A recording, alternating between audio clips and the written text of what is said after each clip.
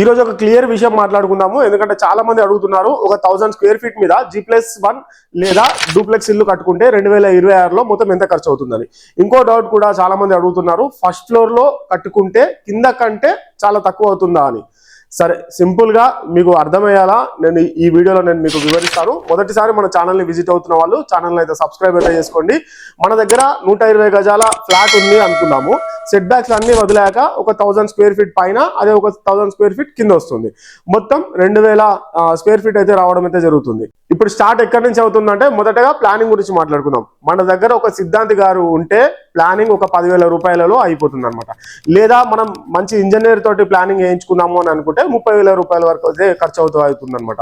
మీ budget ని బట్టి ఇక్కడ ఫస్ట్ లోనే మీకు ఆధారపడైతే ఉంటుంది. బోర్ విషయం కూడా అంతే అనమాట. కొన్ని చోట్ల 40,000 రూపాయలకే వేస్తారు, కొన్ని చోట్ల మనకి 1,00,000 రూపాయలు దాటిపోతుంది అనమాట. ఏరియాని బట్టి అయితే డిపెండ్ అయితే అవుతుంది. కొంచెం మీరు ఏమనుకోకుండా చిన్న బోర్ వేయించుకుంటే చాలా మన ఇంటికి చాలా బడ్జెట్లలో నీట్ గా అయితే అయిపోతుంది అనమాట. తర్వాత మన భూమి పూజ, ఖచ్చితంగా భూమి పూజ అయితే చేసుకోవాల్సి వస్తుంది. భూమి పూజ, పర్మిషన్స్ ఇవన్నీ కలుపుకొని మనకి 1,50,000 వరకు నుంచి అయితే 2 లక్షల వరకు అయితే ఖర్చు అయితే అవుతుంది అనమాట. ఇదైతే 100%. అంటే భూమి పూజ చేయాలి, పర్మిషన్స్ కూడా తీసుకోవాలి.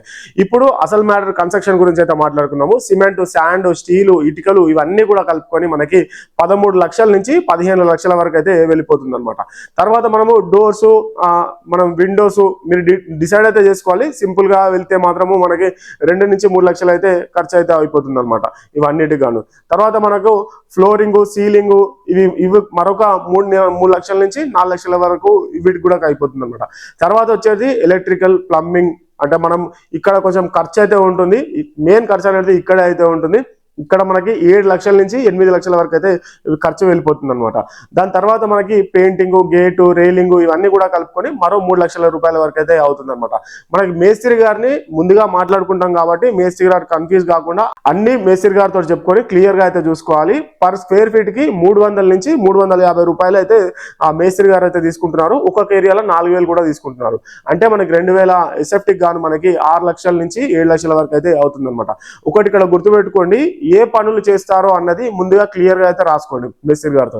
తర్వాత మట్టి పని అని అదనంగా తీసుకుంటాడు, అన్ని అదనంగా తీసుకుంటూ ఉంటాడు అనమాట.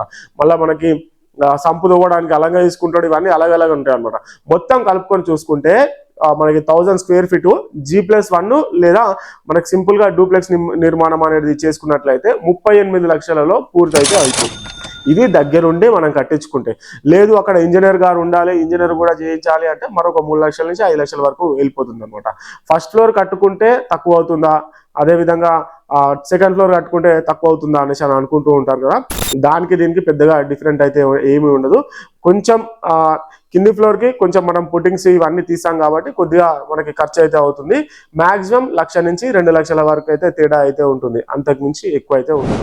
సింపుల్ గా చెప్పాలంటే 2026లో G+ లేదా డూప్లెక్స్ 1 ఇల్లు కట్టుకుంటే 38 లక్షల బడ్జెట్ ఫిక్స్ చేసుకొని కట్టుకోండి. చాలా అంటే ఈ బడ్జెట్లలో కంప్లీట్ అయిపోతుంది. చాలా మంచిగా సింపుల్ గా అయితే ఇల్లు అయితే కట్టుకోవచ్చు. మరో వీడియోలో మళ్ళీ కలుస్తాను. ఈ వీడియో మీకు అర్థమైతే వీడియోకి ఒక లైక్ అయితే ఇవ్వండి. మన ఛానల్ని అయితే సబ్స్క్రైబ్ అయితే చేసుకోండి. ఇలాంటి క్లియర్ ఇన్ఫర్మేషన్ కొరకైతే మన రుద్ర ఇన్ఫ్రా డెవలపర్స్ ఛానల్ని అయితే ఫాలో అవుతామండి. Thanks for the watching video. Thank you so much అండి.